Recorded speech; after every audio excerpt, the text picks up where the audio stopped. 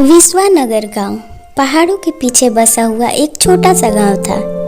वहां के लोगों ने जैसे तैसे करके कड़ाके की गर्मी निकाल ली, लेकिन अब उन्हें ठंड का डर सताने लगा था। शुरुआती ठंड में ही उनकी हालत खराब होने लगी। बच्चों की हालत पहले से ज़्यादा नाजुक होने लगी। सभी लोग अपने अपने घर में बातें कर रहे थे। उसी गांव में एक लाडली नाम की छोटी सी बच्ची थी।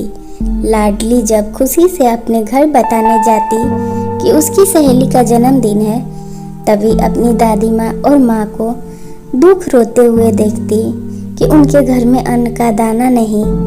वो रोते हुए उसी रात को निकल जाती और ये सोचती, हे भगवान, मेरी सहेली का जन्मदिन था, मैं क्या दूंगी उसे गिफ्ट।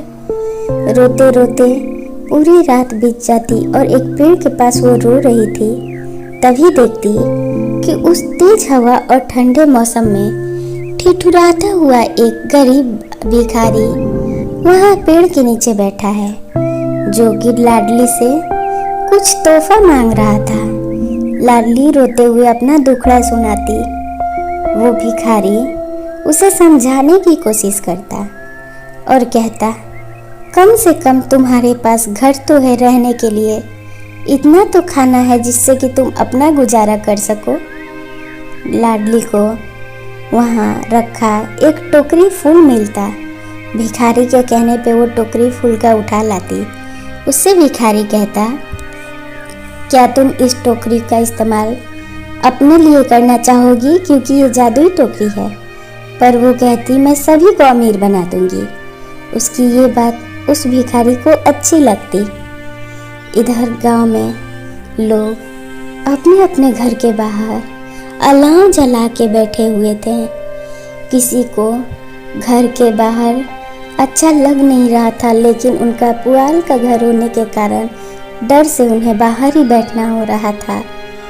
लाडली को गए हुए एक दिन हो चुके थे। उसकी माँ और दादी माँ परेशान थी। लाडली जादुई फूल का टोकरी लेके अपने घर पहुंचती। उसकी बीमार माँ को वो टोकरी देती।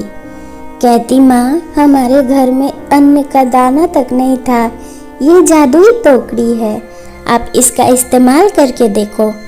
उसकी माँ को यकीन नहीं होता।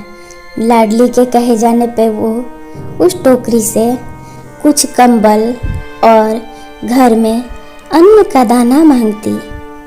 तभी लाडली उसे कहती, अब बस भरोसा रखो माँ, और देखना कैसे चमत्कार होगा, क्योंकि ये साधारण फल नहीं है, हमें सबकी मदद करनी चाहिए। उनके मांगते ही वहाँ ढेर सारा कंबल और बहुत सारा राशन का सामान आ जाता है। ये देख उसकी माँ चकित हो जाती। लाडली टोकरी की सारी कहानी अपनी अम्मा को बताती और वो कहती, माँ, आज से हमारे गांव में कोई गरीब नहीं रहेगा। ये बात आग की तरह पूरे गांव में फैल जाती। सभी लोग चारों तरफ सिर्फ लाडली की बातें ही कर रहे थे। वो लोग उसे जादुई लड़की के नाम से बुलाने लगे। अब गांव वाले ये देखना चाहते थे कि वो जादुई टोकरी सच में काम करती है या फिर नहीं।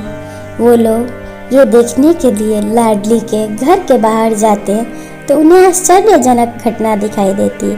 वो देखते कि लाडली के माता पिता घर के सामने छोटा छोटा अपना दुकान खोल के बैठ गए हैं।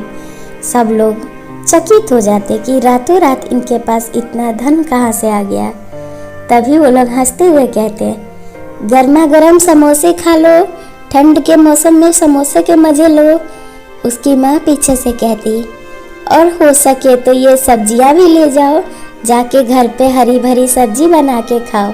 अब आप लोगों को किसी काम के लिए शहर जाने की ज़रूरत नहीं, और फिक्र ना करें, हम लोग ये सारी सब्जियां और समोसे मुफ्त कर दे रहे हैं, क्योंकि हमारे पास बहुत धन है और हमारा दिन भी कट जाएगा। ऐसे करके उन लोगों की ठंडी धीरे धीरे कर अच्छे से गुजरने लगी। हमें गरीबों की ठंड में मदद ज़रूर करनी चाहिए, हमसे जितना हो सके। ऐसी कहानी के लिए चैनल सब्सक्राइब करें।